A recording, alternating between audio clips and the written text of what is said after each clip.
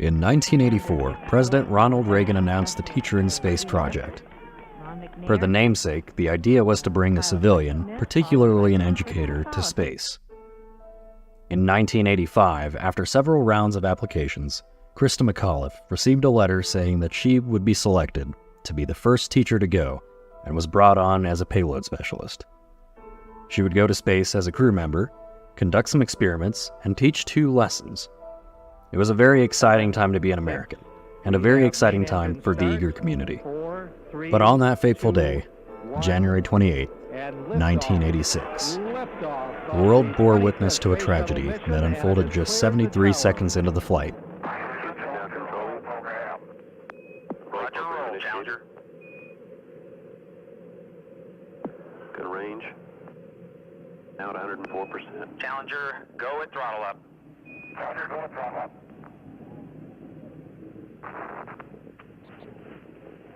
1 minute 15 seconds. Velocity 2,900 feet per second. Altitude 9 nautical miles. Downrange distance 7 nautical miles.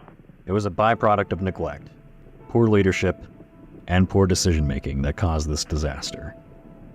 All 7 crew members were killed after the shuttle broke apart at 48,000 feet, leaving the entire nation in horror and shock.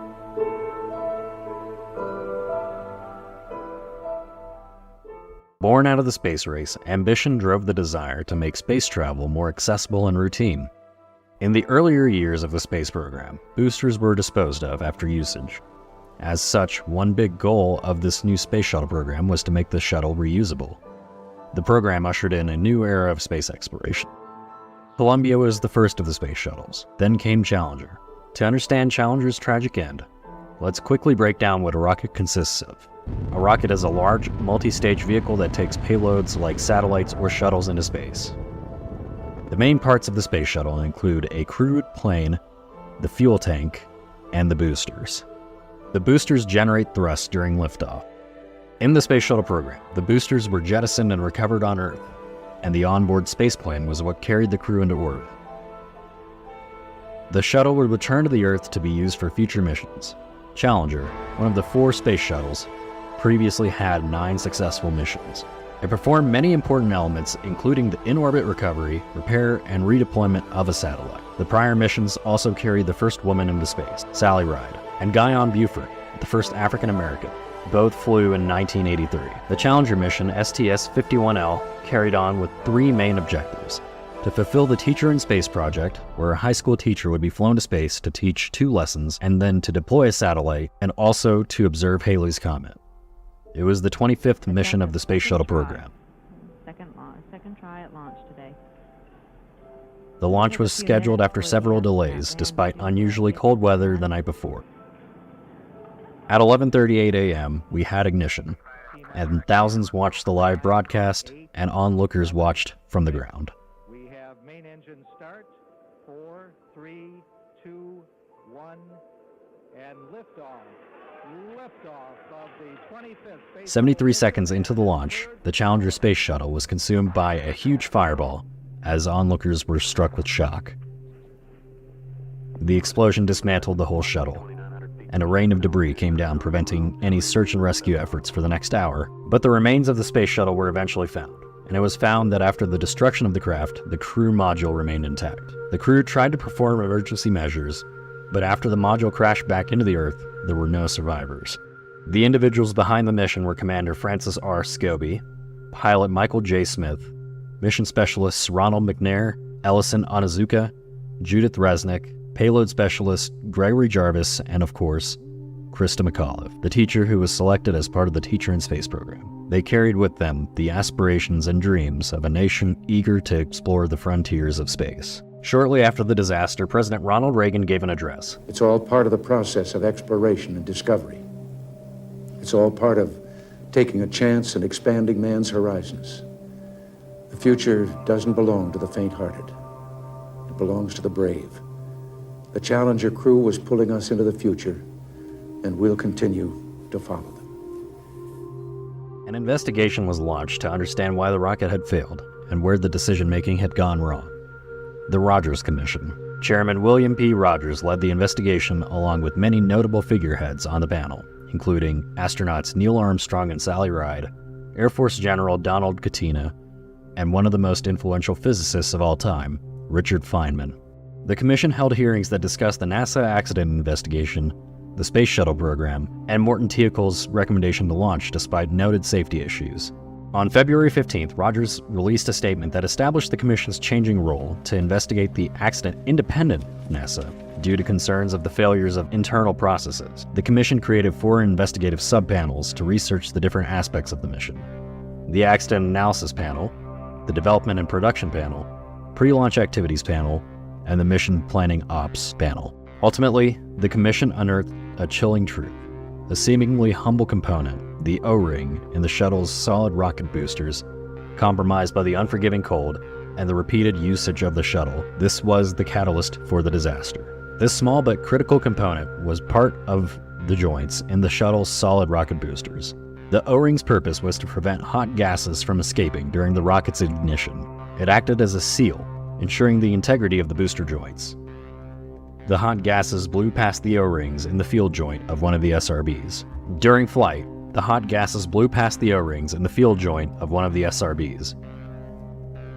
One of the key contributors for this finding, Richard Feynman, investigated using his own direct methods rather than following the commission's schedule. During a televised hearing, Feynman personally demonstrated how the O-rings became less and less resilient by compressing a sample of the material in a clamp and immersing it in a glass of water. Feynman's investigatory approach often came into tension with William Rogers. Rogers went as far as to declare, "Feynman is becoming a real pain in the ass." Feynman had spent so much of the remainder of the investigation heavily criticizing NASA, and he was so critical of NASA's flaws that he even threatened to remove his name from the report unless it included his personal observations on the reliability of the shuttle. Engineers had previously voiced their concerns on the O-rings and the decreased elasticity amidst a launch in cold weather, but those concerns fell on deaf ears. While conducting his investigation, Feynman found major communication flaws in both NASA and Morton Teacol management. For a successful technology, Feynman concluded, reality must take precedence over public relations, for nature cannot be fooled.